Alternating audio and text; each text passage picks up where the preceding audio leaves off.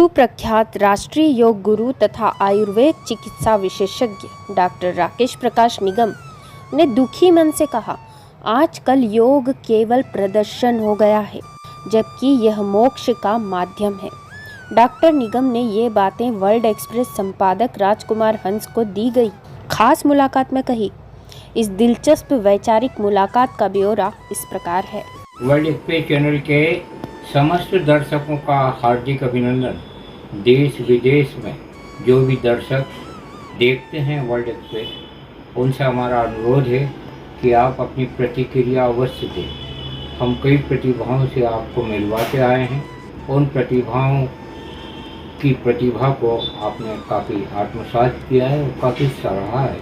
उनकी कला को आगे बढ़ाने में वर्ल्ड एक्सप्रेस पूरा मिशनरी तौर पर तत्पर है।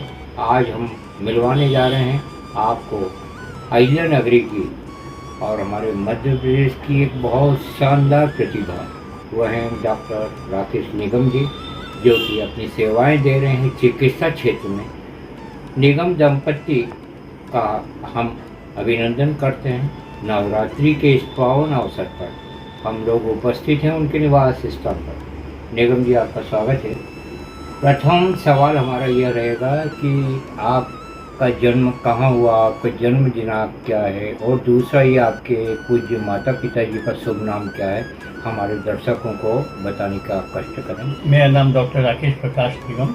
मेरा जन्म जौनपुर शहर मध्य प्रदेश में हुआ 14 जनवरी 1954 में। हमारे पूज्य पिता स्वतंत्रता संग्राम सेनानी कर्मयोगी अमर श्री सतीश प्रकाश निगम एवं हमारी पूज्य माँ शिक्षाविद कर्मयोगिनी अमर शहीद परम सती श्रीमती इंदू रानी निगम।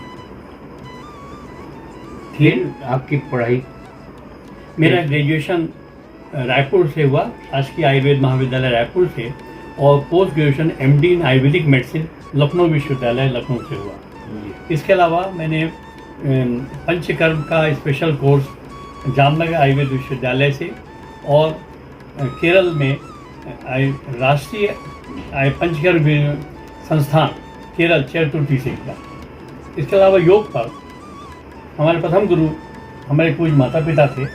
जब मैं मुश्किल से 1.5 वर्ष का था, तब से योग का ज्ञान अपने माता पिता से प्राप्त करता रहा और उनके दिए हुए ज्ञान और स्वयं के उनके मार्गदर्शन पे कर्माभ्यास पर हमने योग का पूरा ज्ञान करीब प्राप्त कर लिया था। और उसके बाद मैंने योग की पुस्तकें लिखी। कितनी पुस्तकें लिखी? हमने 3 पुस्तकें लिखी। क्या नाम है उनकी? पहली पुस्तक हमने इंग्लिश में लिखी, how to achieve health for all up to 2000 AD by Ayurveda and yoga. दूसरी पुस्तक है योग द्वारा सन 2000 तक प्रत्येक के लिए स्वास्थ्य एवं चिकित्सा। और तीसरी पुस्तक माननीय प्रधानमंत्री नरेंद्र मोदी जी के द्वारा जब अंतर्राष्ट्रीय योग दिवस घोषित कराया गया, तो एक तीसरी पुस्तक योग एक संपूर्ण जीवन दर्शन, योग अ कंप्लीट लाइफ फिलॉसफी लिखी। और इसमें से इन पुस्तकों को भारत सरकार द्वारा राष्ट्रीय पुरस्कार से सम्मानित भी किया गया था। और इसके अलावा स्वास्थ्य शिक्षा का एक कैलेंडर भी निकाला। वैदिक स्वास्थ्य विधानानुसार स्वस्थ भारत एवं विश्व निर्माण कैसे किया जा सकता है, इसका पूरा एक स्वास्थ्य शिक्षा कैलेंडर निकाला है। इसका पालन यदि कोई व्यक्ति या परिवार करता है तो जीवन पर्यंत कभी बीमार नहीं पड़ेगा, ये बिल्कुल तय है। कितनी उम्र से आप योग के क्षेत्र में आ गए? बाल्यकाल से, जैसे मैं बताया कि मैं छोटा सा था, 1.5 वर्ष का था, तब से माता पिता के साथ प्रातःकाल भ्रमण के लिए जाते थे और सूर्योदय के में सूर्य नमस्कार से शुरुआत करके और ये सारी चीज़ें सीखते रहे और तब से वो सतत चलता रहा।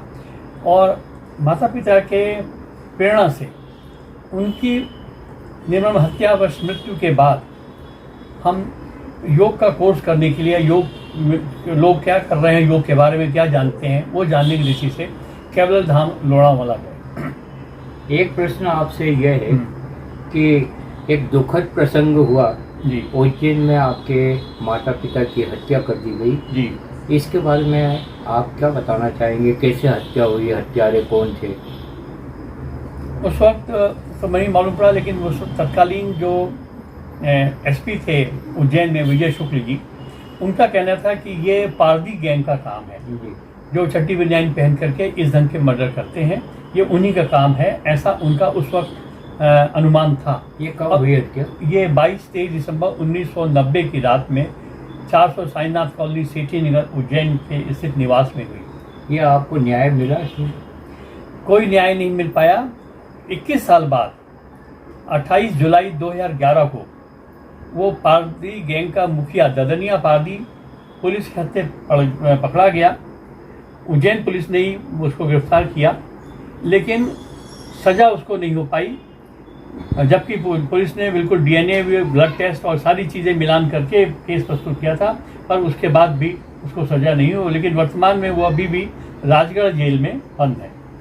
आपसे एक प्रश्न हम करने जा रहे हैं कि वर्तमान में आप योग के क्षेत्र में बहुत साल से हैं, वर्तमान में जो योगाचार्य हैं और जो योग पर पुस्तकें लिखी जा रही हैं, जो योग कराया जा रहा है, इससे आप क्या इसकी समीक्षा में क्या कहना चाहेंगे? संक्षेप में यदि हम कहें तो योग योगा हो गया है और योग का व्यायाम के रूप में ज़्यादा इस्तेमाल हो रहा है या प्रदर्शन के रूप में हो रहा है, जबकि योग कोई प्रदर्शन की वस्तु नहीं है।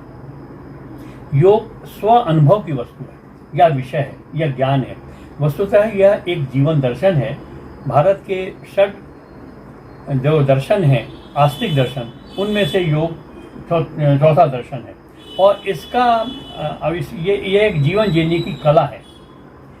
आपके जीवन में श्वास प्रश्वास से लेकर के आपके सारे शरीर को पूर्णतः स्वस्थ हो आसानी से यूं ही हो जाता है, लेकिन योग का जो चरम लक्ष्य है वो आपका जीवन मरण के बंधन से मुक्त करके मोक्ष की प्राप्ति करना ही योग का चरम लक्ष्य है, योग दर्शन का।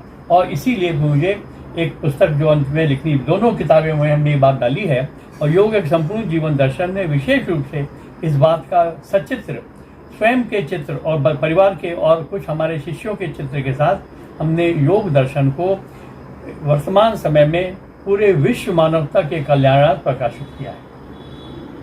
जी, बहुत अच्छा आप कार्य कर रहे हैं, आपको बहुत बहुत हार्दिक बधाई। आपकी श्रीमती जी भी काफ़ी धार्मिक हैं। क्या नाम है आपका? राधिका निगम। ये है राधिका निगम जी, जैसा नाम वैसे ये बहुत आध्यात्मिक जीवन में है। हमको ये जानकारी है और हमने देखा भी कि आप साइकिल से, बहुत अच्छी सुंदर साइकिल से हनुमान मंदिर जाती हैं, नियमित रूप से जाती हैं, रंजीत हनुमान मंदिर। कैसा लगता है आपको? बहुत बढ़िया, बहुत अच्छा लगता है आपको? आपकी पढ़ाई कहाँ तक? पढ़ाई हमारी जबलपुर में ग्रेजुएशन में नेचुरोपैथी की जबलपुर से, science, diploma in science, BEd Jabalpur से। इंदौर कैसा लगता है? इंदौर बढ़िया लगता है। इंदौर राधिका जी को बहुत अच्छा लगता है और हमको सारी दुनिया में के लोगों से हम मिलते हैं तो इंदौर के क्या कहने, इंदौर तो बहुत अच्छा है। हम ये कामना करते हैं कि अगला जीवन भी हमारा सबका पूरा जो जन्म हो वो इंदौर में हो। राधिका जी, एक सवाल और है कि आप नियमित रूप से कुछ धार्मिक ग्रंथ भी पढ़ती होंगी? सुंदरकांड का पाठ करते हैं, मंत्र जाप करते हैं जी। तो हनुमान जी ने कुछ कृपा भी की होगी? बहुत बड़ी कृपा की है। कभी कोई प्रॉब्लम नहीं है, एकदम खुश रहना, कोई दुख दर्द कोई तकलीफ की कोई अनुभूति नहीं और सब कुछ। ये देखिए हनुमान जी की कृपा सब पर मैं बहुत बरसती है। अब हमारा जो कैमरा है हमारे राकेश निगम जी की ओर। राकेश निगम जी, हम आपसे एक प्रश्न और कर रहे थे कि आप सरकार से ऐसी क्या अपेक्षा करेंगे कि जिससे चिकित्सा क्षेत्र बहुत बढ़े। ऐसा होता है कि प्रतिभाओं का मूल्यांकन नहीं होता, आप इसको महसूस करते होंगे। तो मध्य प्रदेश सरकार से और हमारे भारत की सरकार से आपकी क्या अपेक्षा रहेगी जिससे जन कल्याण परमार्थ के काम बहुत बढ़ें? क्योंकि आप जानते हैं कि चिकित्सा जो है बहुत महंगी होती जा रही है। जी, तो आप क्या अपेक्षा करेंगे, क्या बताना चाहेंगे? मेरा भारत सरकार साथ ही मध्य प्रदेश सरकार से एक ही अपेक्षा है कि हमारे भारत की जलवायु जहाँ पर स्पष्ट रूप से 6 ऋतुएं होती हैं, उसके अनुसार, उसके अनुरूप हमारा आयुर्वेद, हमारी देशी चिकित्सा पद्धति जिसे सामान्य रूप में जाना जाता है, आयुर्वेद, पंचकर्म, योग और प्रकृति प्रदत्त संसाधनों के सदुपयोग के द्वारा हम पूरी मानव जाति को पूर्ण स्वस्थ व्याधि मुक्त और दीर्घायु प्रदान कर सकते हैं। इसके साथ ही भारतीय संस्कृति के जो 16 संस्कार हैं उनका वैज्ञानिक रूप से अगर सही दृष्टि से उसका उपयोग किया जाए, मैं उदाहरण के रूप में कर्णवेदन संस्कार बता रहा हूँ। कर्णवेदन संस्कार हमारे भारतीय संस्कृति में, बल्कि विश्व के समस्त मानव जाति में स्त्रियों और पुरुष बड़े शौक से कर्ण बाली पहनने के लिए कर्णवेदन करवाते हैं, लेकिन वह स्थान जो यहाँ पे लोब्यूल में और हाइलेक्स में कराते हैं, ये गलत है। इसका मैंने बहुत अध्ययन किया। कई छात्र जीवन से अध्ययन करने के बाद किसी भी गुरु ने जो मुझे इसका सही उत्तर जब नहीं मिला तो स्वयं अध्ययन किया। आयुर्वेद के वेदों को अध्ययन करने के साथ साथ modern anatomy, physiology, surgery, medicine सारी की पुस्तकें पढ़ने के बाद हमें एक चीज़ समझ में आई कि मनुष्य के शरीर में 12 क्रेनियल नर्व होती है। उसमें से 10वीं क्रेनियल नर्व होती है वेगस नर्व, और ये वेगस नर्व जो है ब्रेन से निकल करके गले से होते हुए थोरैक्स के दोनों vital organ, heart and lungs and abdomen के सारे vital organ, stomach, liver, spleen, pancreas, kidney, GIT tract और यूरोजेनिटल सिस्टम, इन सारे ऑर्गन्स को वो सेंसरी और मोटर कंट्रोल करती है।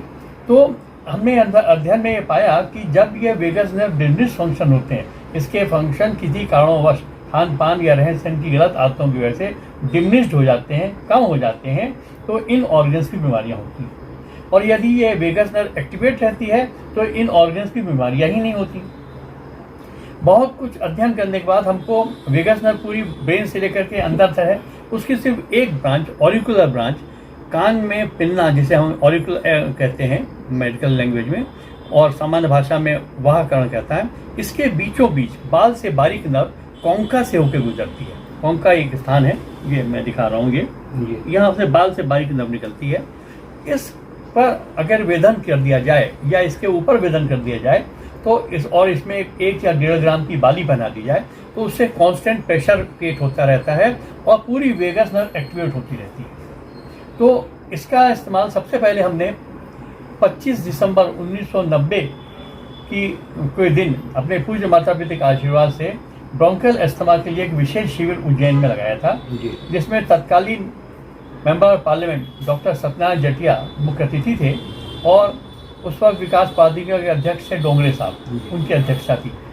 और ये माता पिता ने ये शिविर आयोजित किया था और उस शिविर में करीब 150 से ज़्यादा ब्रोंकल अस्थमा के पेशेंट ऑल ओवर इंडिया से रजिस्टर्ड थे।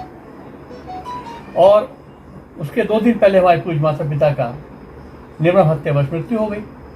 फिर भी क्योंकि माता पिता ने ये कैंप ऑर्गेनाइज किया था तो हमने उनकी माता पिता की फोटो रख करके इन अतिथियों की उपस्थिति में दीप प्रज्वलित करके करीब 67 पेशेंट का, जो कि आ गए थे उसके बाद भी, इस घटना के बाद भी, उनका कर्णवेदन संस्कार के द्वारा ब्रोंकियल अस्थमा के रोगियों के लिए कौंका पे कर्णवेदन किया।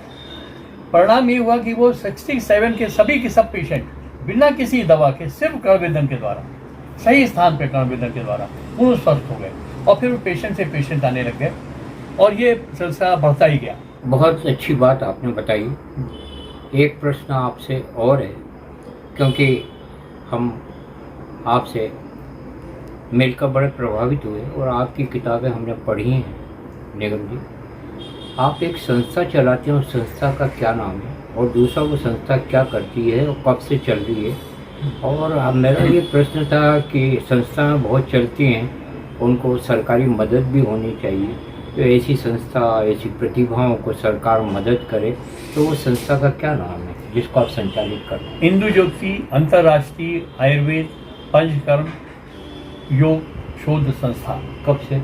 ये 1982 से ये कार्यरत है माता पिता के आशीर्वाद से। कुछ सरकार द्वारा मदद? नहीं, कोई मदद नहीं। ये सारा हमारे व्यक्तिगत जो हमारे सरकारी नौकरी में पेंशन मिल रही है उसी से संचालित होता है। आप प्रोफेसर भी रहे हैं अष्टांग आयुर्वेदिक कॉलेज? जी हाँ। कितने साल रहे? करीब 34 वर्ष हमारी सेवाएं मध्य प्रदेश शासन को मैंने दी। कहाँ रहे?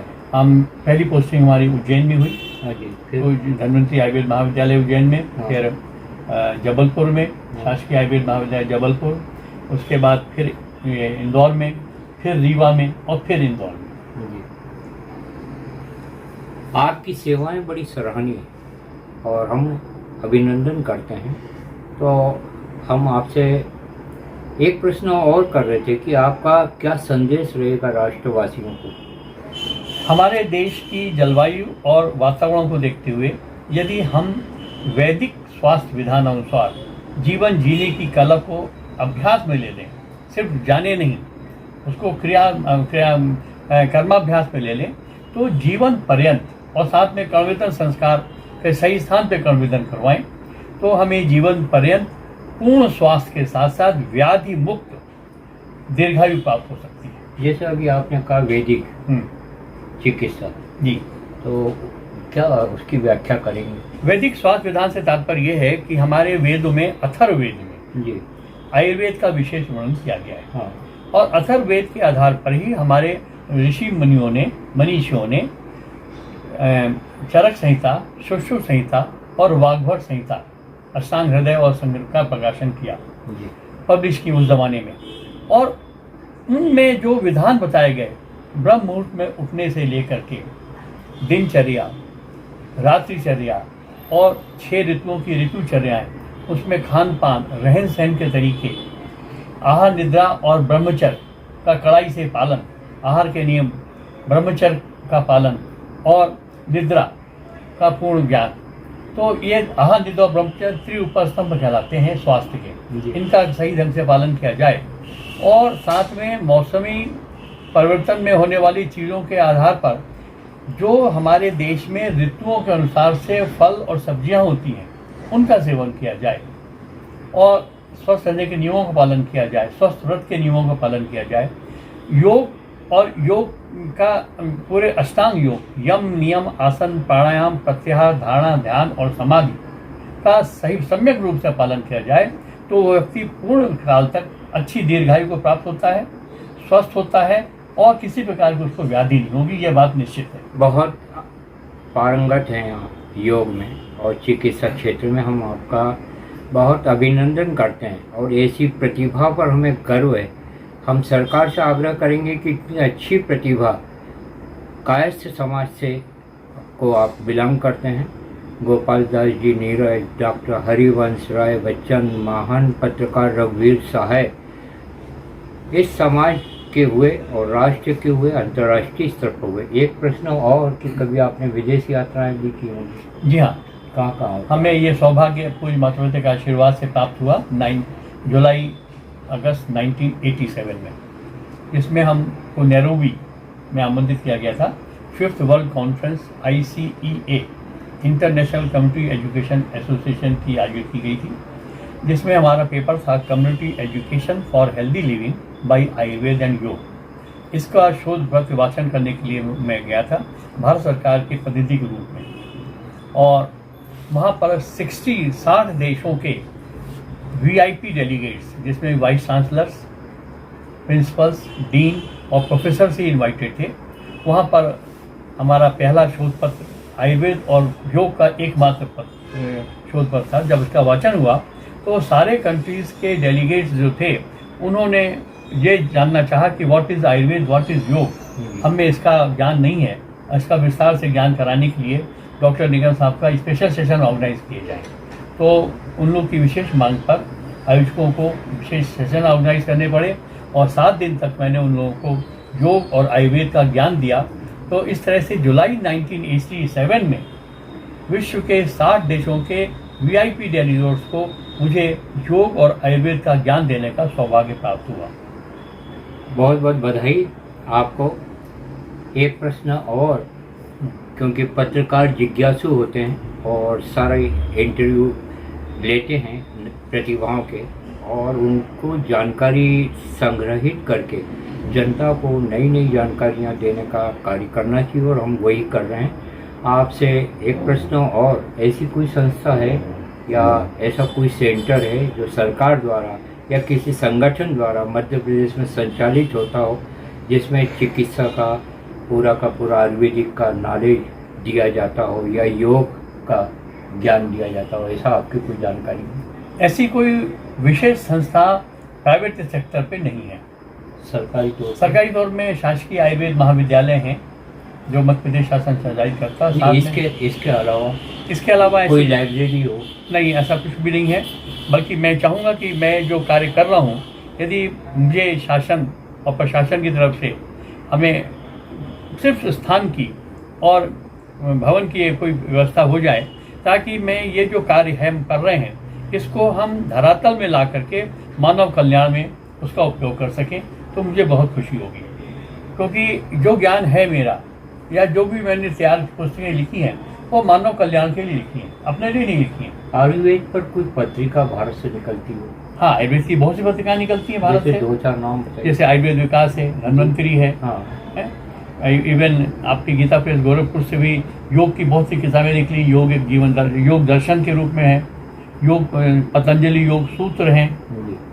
और गीता प्रेस गोरखपुर से अध्यात्म और योग के साथ साथ आयुर्वेद की भी कई लेख लिखे गए हैं, जी। जो कल्याण। जन कल्याण कल्याण पत्रिका में। हाँ जी। और ये बहुत उपयोगी है। जैसे राकेश निगम जी ने बताया कि सरकार यदि मदद करे, जमीन अगर दे इनके संगठन को, तो बड़ा अच्छा रहेगा, जिससे कि इनके कार्यों को करने में सफलता प्राप्त होगी और जनता जुड़ेगी। पारमार्थिक पहल आप करने जा रहे हैं। हम सरकार से पुनः ये आवाज़ उठाना चाहेंगे और मांग करना चाहेंगे कि भारत के प्रधानमंत्री नरेंद्र मोदी और मध्य प्रदेश के संवेदनशील मुख्यमंत्री डॉक्टर मोहन यादव जी यदि यह पहल करते हैं तो बड़ा अच्छा रहेगा। बहुत बहुत धन्यवाद। नमस्कार। नमस्कार।